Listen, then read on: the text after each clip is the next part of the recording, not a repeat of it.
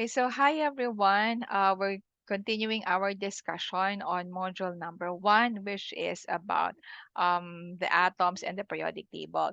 So for this discussion, I will be discussing the remaining two parts, which is about the periodic table of elements and the electronic structure of atoms and periodic trends. So let's first start off with the periodic table of elements. Okay, so what we have here is a periodic table, and this one was developed by a Russian chemist in 1869 named Dmitry Mendeleev. So, who at that time arranged 60 elements known into groups with similar properties and placed them into an order of increasing atomic masses. So, the way that Dmitry Mendeleev arranged the periodic table of elements is solely based on the atomic sizes. Now, if you can see here, the periodic table of elements would have what we call as the group numbers. And for these group numbers, there's like a certain characteristics for each one of them. So it is usually written at the top of each vertical column in the periodic table. So you call that as your group number.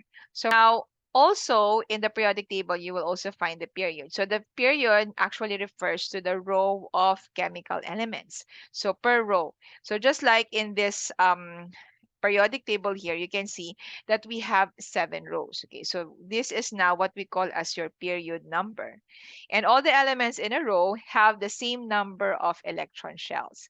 So for example, for this one, if this is for the first row here for hydrogen and for helium, we can say that they both have the same number of electron shells. Same thing here. Lithium and let's say boron here has the same number of electron shells because they belong to the same group.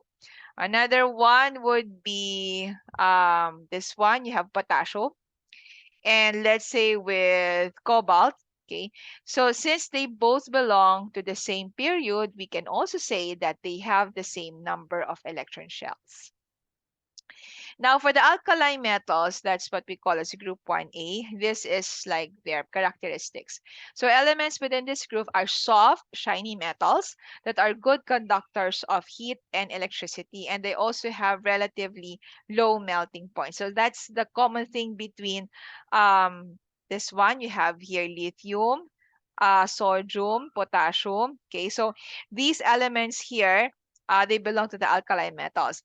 The one that is not included here is hydrogen. Okay, because hydrogen is a gas, so it's not considered as a metal, but it belongs to group number 1 because it only has like one valence electron. Okay, now they react vigorously with water and form white products when they combine with oxygen. So you will basically observe this whenever we have experiments on, we can see like the reactions when you use these elements with other elements. Then hydrogen, like what I've said, is not included in this group because again, hydrogen is a gas. Now, for the alkaline earth metals, this one is for group 2A. Okay, so they have the following characteristics. They are shiny metals like those in group 1A, but they are less reactive.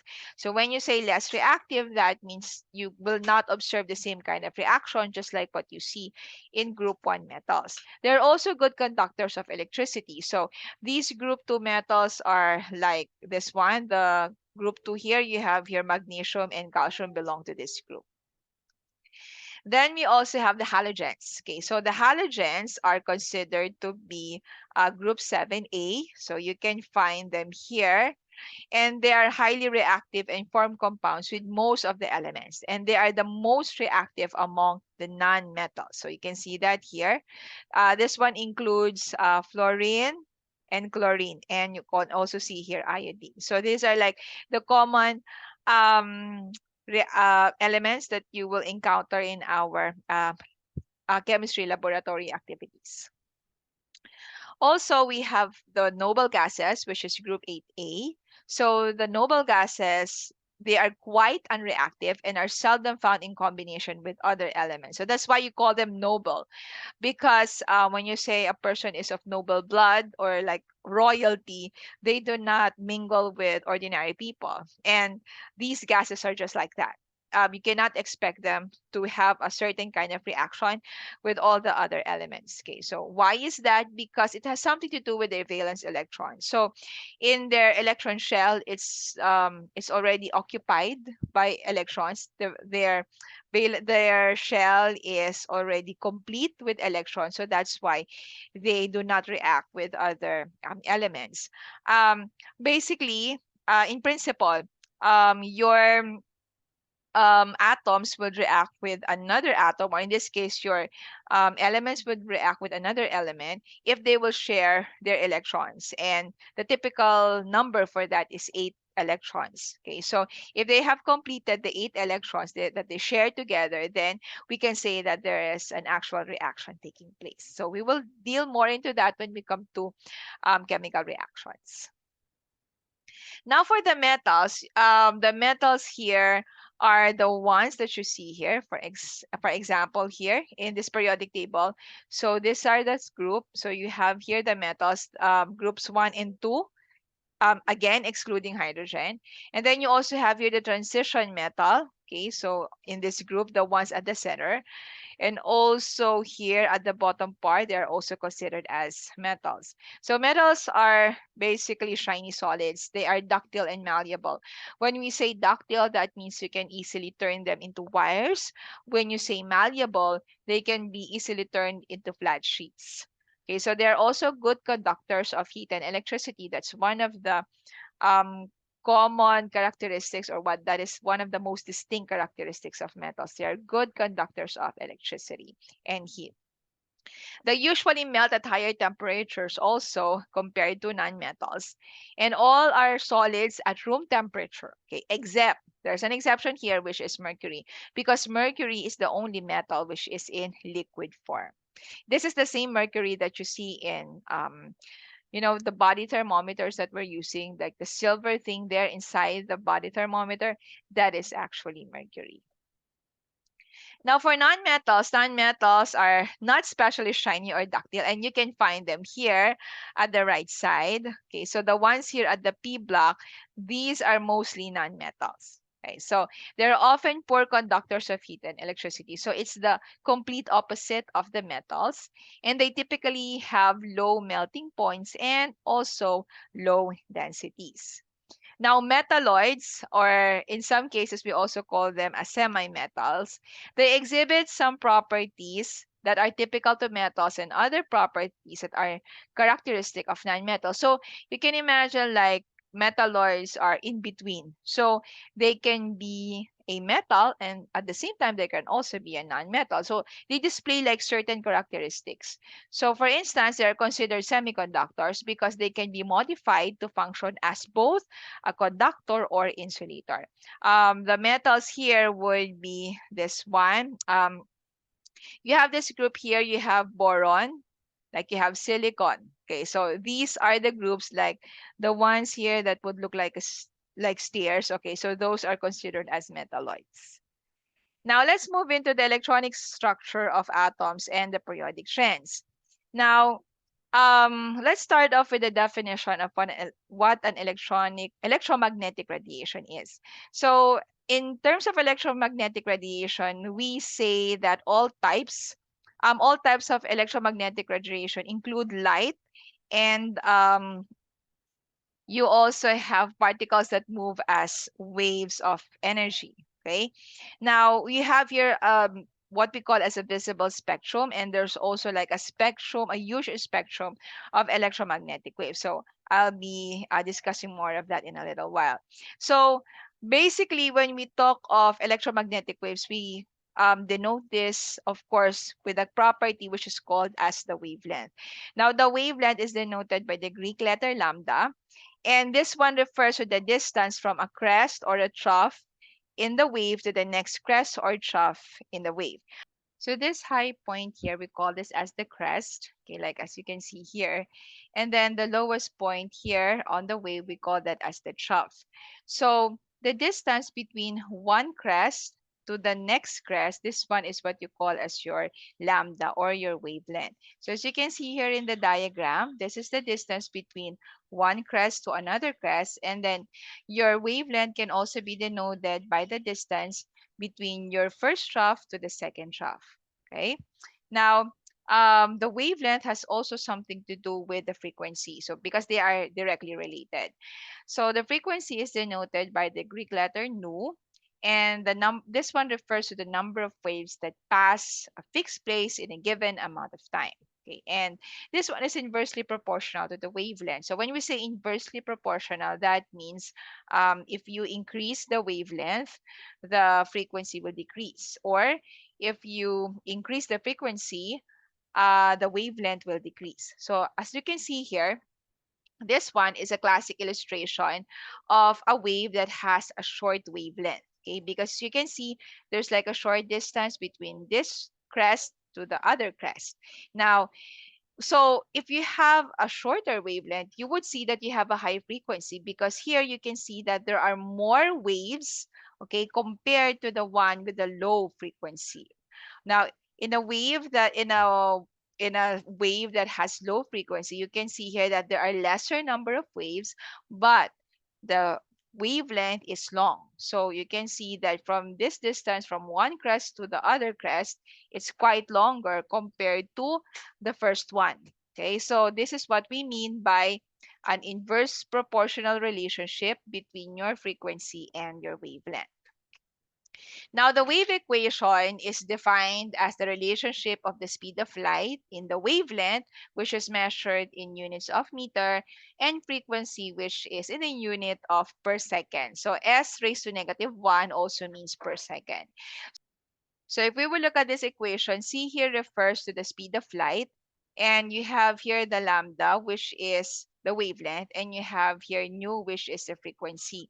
So here, the speed of light, which is equivalent to 3 times 10 raised to the 8 meters per second squared, is actually computed by multiplying the wavelength and the frequency.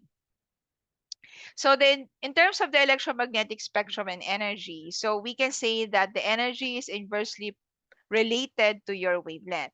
So that means if you have a long wavelength, or you have a higher value for the wavelength, the energy is lesser.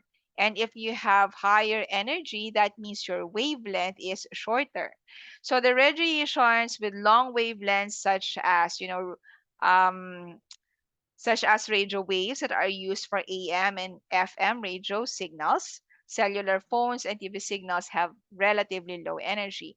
Now, if we will compare that to ultraviolet light, this one has a shorter wavelength, but it means it also has higher frequencies. So since ultraviolet light has higher frequencies, that means that this one emits higher energy. So this is what I mean by the electromagnetic spectrum. So based on this diagram, you can see that you have relatively low energy for your waves that would have longer wavelengths but lower frequencies, just like the EM waves that are emitted by our power lines. And if you will compare that with the waves such as X-rays and gamma rays that we use for medical imaging, like, the medical X-rays, or let's say the images that are formed using the MRI. Okay, so those are examples of machines that use higher frequency waves. And you can expect that for those high frequency waves, you also have low wavelength, so that's shorter wavelength, but you can also experience high energy. So that's basically the reason why whenever we're undergoing medical procedures such as x-rays, we don't want to expose ourselves, okay, for so long. If you would notice that if they're taking our x-rays, it's just a very short amount of time. It's not even 1 minute, okay, because you cannot be exposed to these kinds of very high energy waves. Okay, now when it comes to the atomic spectra, the atomic spectra actually refers to this. So when the light emitted from a heated element is actually passed through a prism. A prism is like it's like a glass. Okay, it's like triangular glass that is specifically used to separate your electromagnetic waves. So it does not produce a continuous spectrum. So for this case, for instance, let me go back to that.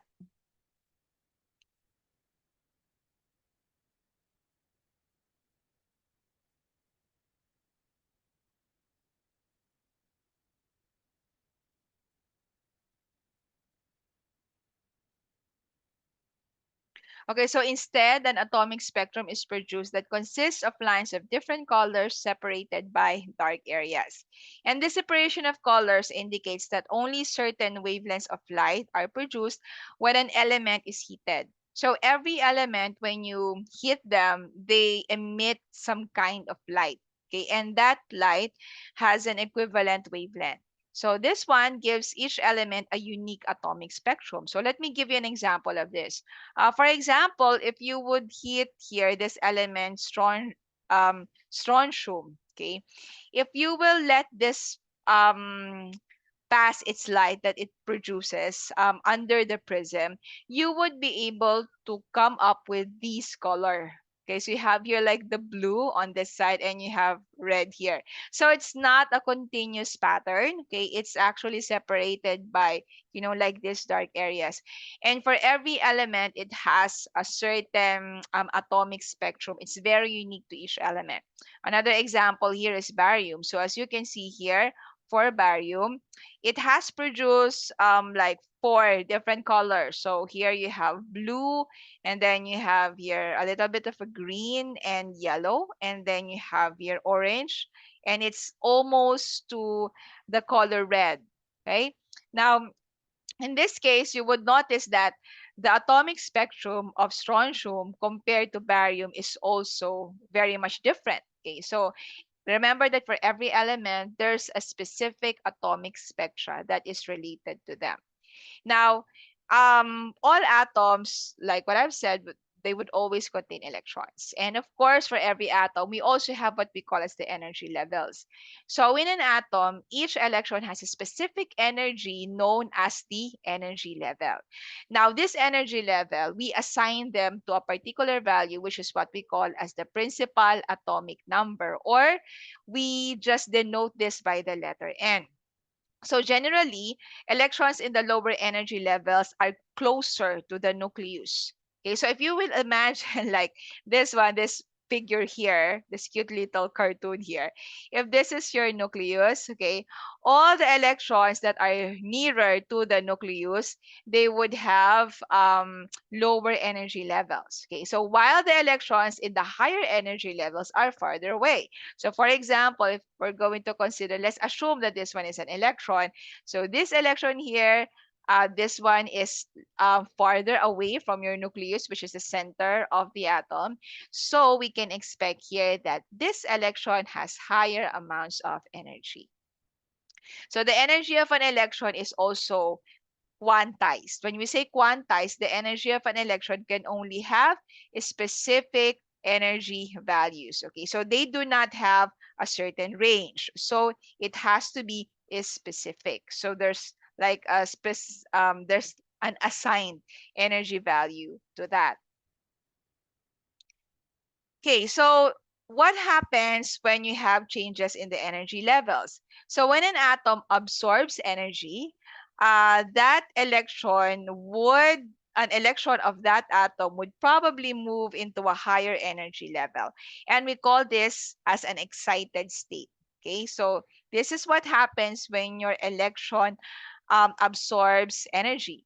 So an electron can change from one energy level to a higher energy level if it absorbs the energy equal to the difference of the energy level. So it's very possible for an electron to move from one energy level to another. You can imagine the energy level like an orbit. Okay, so um, electrons that are moving inside your atom would be following a certain orbit. Okay, so you can imagine it that way. They're just like planets in the solar system. that is moving around your nucleus. Now, of course, there are different orbits. So that level, okay, if the electron, let's say, is on a certain level, once it absorbs energy, it can transfer to a higher energy level. So an electron in excited state is less stable and falls to a lower energy state by emitting a photon of a specific energy. So what happens if it emits a photon? Okay, it is now, we could probably say that there is light that is emitted by that electron. So if the energy emitted is in visible range, we see one of the colors of the visible light. Okay, visible light, technically speaking, you would probably say that it's color white, diba? But in reality, visible light is actually composed of 7 different colors. So you have the Roy G. Biv, which is the colors of the rainbow. Now, for each color, there's an assigned frequency to that. So red, the red color has the lowest frequency, and the violet color has the highest frequency. So it's the synonym Roy G. Biv. Okay, Roy G. Biv. So R is red, O is orange, Y is yellow, G is green, B is blue, I is indigo, and then B is violet. This is actually arranged according to your frequency. So that means your red here has the lowest frequency, and then your violet color here has the highest frequency. Let me give you an example. Usually, the actual color of the sky, you know what? It's not actually blue, but it's actually violet because it has the highest energy level. Now, the problem is our eyes is only sensitive to the blue color. So there is probably no way for us to detect the colors violet. Okay, so that's why typically you would notice that you cannot see a light here that is like color violet. Okay, that's very seldom because the reason is that our eyes cannot actually detect the color violet in light. Okay, light ang pinag-uusapan. Okay, not the pigment. Pigment is different from the light. Okay, so you can see like a red light, you can see an orange light or a yellow light or a green light, but never a violet light because our eyes is just not sensitive to that color. Now, of course, you also consider the sublevels and the orbital. So there is no limit to the number of electrons allowed in each energy level. So only a few electrons can occupy the lower energy levels. Okay? But you can have more electrons on the higher energy levels. So the maximum number of electrons allowed in energy level is calculated using the formula 2n squared, wherein n here again represents the principal quantum number, or K. So this is just like an illustration of that. So if you have like 4 energy levels here, we can calculate the maximum number of electrons that can be occupied in that energy level. So for example, here for the first energy level, we denote that as 1. So the square root of 1 is 2. So we have, I mean, the when you put 1 squared, okay, that means it's only 1, right? So 2 times 1 will only give you 2. So that means you can only have a maximum of 2 electrons on the first energy level. Now, if we will move on to the second energy level, okay, if we will apply this formula, we will substitute n here with 2. So as you can see, 2 squared is actually equal to 4. So 2 times 4 gives you 8. So therefore, for the second energy level, we have a maximum of 8 electrons. Now, let's move on to the third energy level. The third energy level, if we will use the formula, you have 3 squared. So 3 squared is equal to 9. So 2 times 9 gives us 18.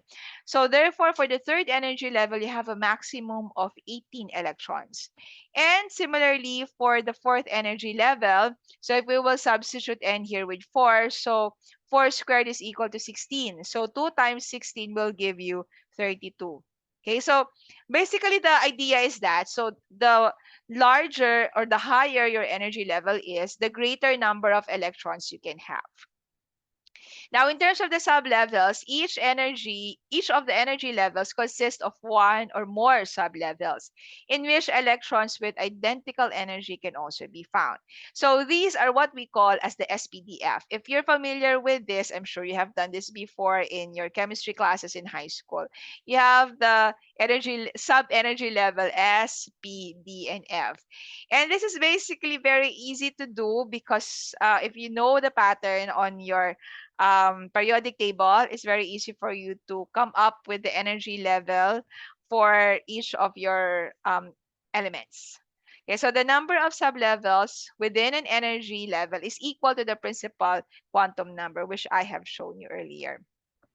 Now, this is an example of this. This is just like a graphical representation of that. So, for example, here, if you have an energy level of 1, then you only have one sublevel, which is the S.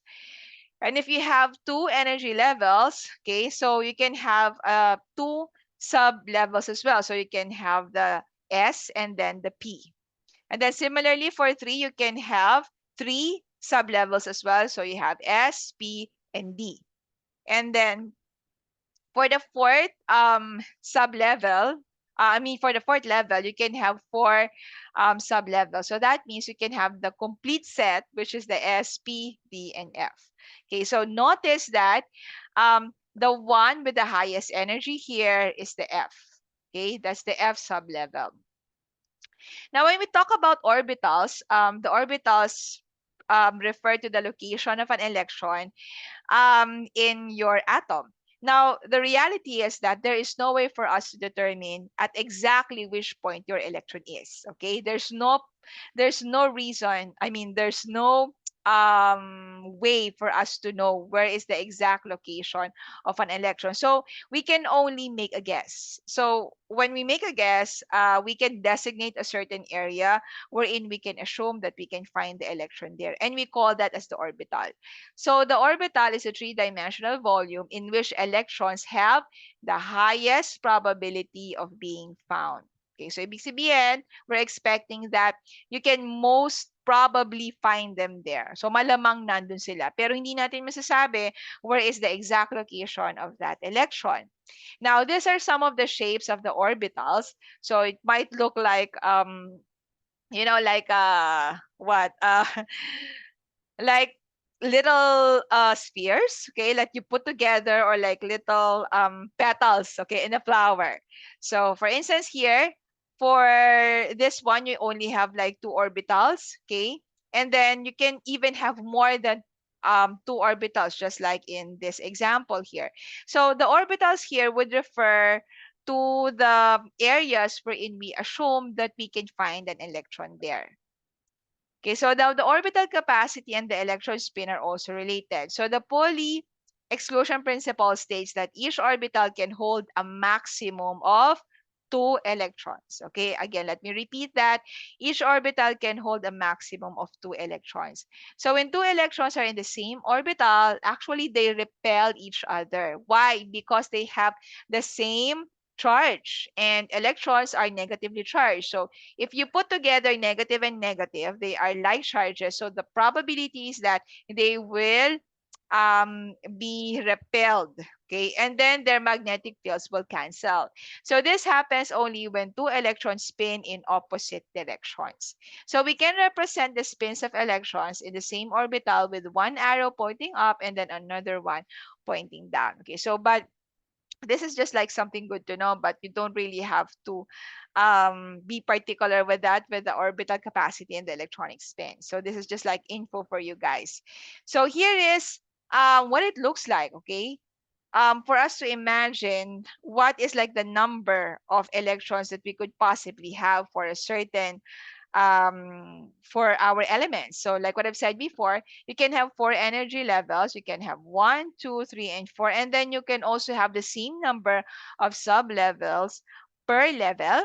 And then this is now how you denote each sub level. So this is now where your SPDF comes in. And then you can see here the number of orbitals and then the maximum number of electrons. In total, so this is what we see. For the first energy level, you can have 2. For the second, you can have 8 maximum. For the third, you can have 18, and then for the fourth, you can have 32. Now, this is pretty interesting because this is the pattern that you will see in your periodic table. So all the ones here located at the left side, you call this as your S block. Okay, S block. So this means that for this sublevel, you have a maximum of 2 electrons. Okay, and then here you have here the D block, and in the D block, as you can see, this one has a maximum of 10. So let's count this. This is 1, 2, 3, 4, 5, 6, 7, 8, 9, 10. Okay. And then this one here is your P block. And then the maximum number here for the electrons would be, let's count the blocks. That's 1, 2, 3, 4, 5, 6. And then for the F block, okay, let's see what would be the maximum. You can have 1, 2, 3, 4, 5, 6, 7, 8, 9, 10, 11, 12, 13, 14. So that's 14. So when do we use the electronic configuration? Well, we use the electronic for configuration, or the electron configuration, to like have an idea of what would be the arrangement of the atoms, okay, and in terms of their orbitals. Okay, so for example, if we will compare this with this one is your actual periodic table. Okay, let's make an attempt to write the what do you call this, the electron configuration of a certain element. Again, remember, this one here is the S block. This at the center, this one, you have this as your D block. Sorry, this one is, yeah, D. And then this one here is what you call as your P block. And then the last one here, this is your F block. Okay. Now let's try to write the electronic configuration. We would take note of the period as well. Okay. Let's say we want to write the electron configuration, or the electronic configuration for gold. Sorry, Ag pala is silver. Let's try silver. Okay, silver. So how do we write the electronic configuration of silver? First, let's start off with its position. Okay, look at the position in the in the periodic table. So here you have 1. You start here, 1, S2, because there are 2 elements here. Okay, so we have that 1, S2. I'll just put here Ag is 1, S2. Okay, next one. The idea is for you to go from one row to another, going from left to right. Okay, so next we go to the next row. This is 2, right? Okay, 2. Okay. And then we have the S block, S. Then this is complete. Diba? Na yung nadaanan nyo, we have 2 blocks here. So that's 2S2. And then the next one, ano susunod? Yun ang P block. Okay? Yung nasa second row, this is your second row. There. Ano yung nasa tapat niya? Ito na. Yung P block. So you can write this as 2P. Tanong, ano yung ilalagay natin na exponent? You just simply count the number of elements that you have there. So this is like 1, 2, 3, 4, 5, 6. So lagay nyo dyan 6 as your superscript. Next one, we go to the third row. Okay? So now you have 3. And this is the S block. So ibig sabihin, S lalagay natin dyan. And then you have how many elements? You have 2. So that will be your superscript. May 3s2. Then anong kasunod niya? Again, ito ang susunod na sa kanya is the P block. So now you have 3P. Okay? Then how many elements you have there? 1, 2, 3, 4, 5, 6. So 6 again. So you put there 6 for the superscript. Next, we have the 4. Okay? Fourth row. So that's 4. And then S block again. S squared. Basically, right now, you're supposed to get the idea. Okay, so that's 4s squared. And then, you have the D block this time. Ayan, dadaan ka na sa D block. So, this is, in this case, medyo meron na tayong konting change. Hindi na 4. Kasi, ang gagawin natin, magde-delay tayo. Kumbaga, ito yung 4, no? 4s to. Pero ito, we will call this as 3D. Okay, 3D. Okay. So for 3D, you now have how many? Ilan yan ang ilalagay natin? So you just need to count the number of electrons. I mean, the number of elements. So I have 1, 2, 3, 4, 5, 6, 7, 8, 9, 10. Okay, so 3d10. And then again, you go back to the P block. So now this is the 4. P, and how many is that? Again, it's 6. So 1, 2, 3, 4, 5, 6. Then we go to 5. Okay, so this is now the 5th. So again, that's 5s2. Okay. And then we now go to this block, the D. Okay. So instead of 5, ang ilalagay natin 4. Okay, so dapat dyan 4D. Okay. Now, let's count. Pang ilan yung silver? So that's 1, 2, 3, 4, 5, 6, 7, 8, 9. There. 9. So therefore, this is the electron configuration of silver. So ang haba niya, di ba? Okay. Now, let's try to do a shorter one.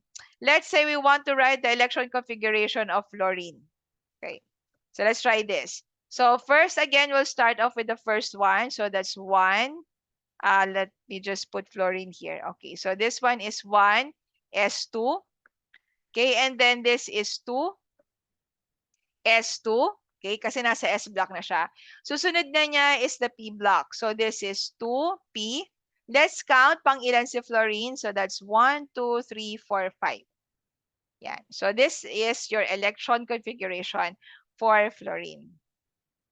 Okay, there you go. So the group number and the valence electrons. So the number of the group numbers actually indicates the number of valence electrons. When we say valence, it means it's the outer electrons of the element. Pag sinabi nating outer electrons, these are the electrons that actually get shared with other elements when they undergo a chemical reaction. So for instance here, if we will look at the group number, okay, let's go back to this periodic table. Okay, so here you can expect that since this one has a group number of 2, we can say that for magnesium, the number of valence electrons for magnesium is 2. That is equivalent to the group number. Now, let's say you have silicon. Okay, oops, let me go back to that. So let's say for silicon, okay, how many valence electrons do we have for silicon, right? So, depende tayo sa group number. So, this one, the group number for this is actually, this is 1, 2, 3, and then this is 4. So, 4 means we have 4 valence electrons for silicon. Okay, so it works that way. Okay, now also in terms of the atomic size, this is our arrangement for the periodic table. So we have the atomic size decreases as you go from left to right, and then the atomic number, and then as the atomic size also increases as you move from the top to the bottom. Okay, so you can expect that, for instance, let's go back again to the periodic table. Here, okay, we can say that, let's say this one, potassium. Potassium here has a greater atomic size compared to lithium. Kasi ang atomic size niya is increasing as you go up, down. Now, if you will compare the atomic size between, let's say, you have cobalt here and you have bromine. Okay, so cobalt and bromine. So what I stated earlier is that your atomic size decreases from left to right. So that means cobalt has a larger atomic size compared to bromine, right? What else? So in terms of the ionization energy, we have this pattern. So the ionization energy increases as we move from left to right. And the ionization energy also increases from bottom to top. Okay, so for example, if you will compare the ionization energy of, let's say, aluminum and manganese, okay, so which one of them would have a higher ionization energy?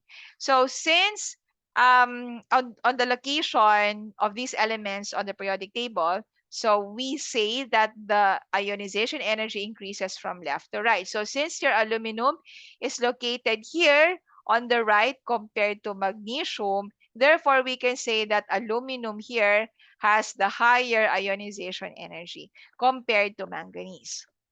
Now, similarly, if we will compare, let's say, beryllium here and let's say tungsten, okay? Now, if we will compare the ionization energy of beryllium is higher compared to tungsten because the pattern in our periodic table is that the ionization energy increases as you go from bottom to top.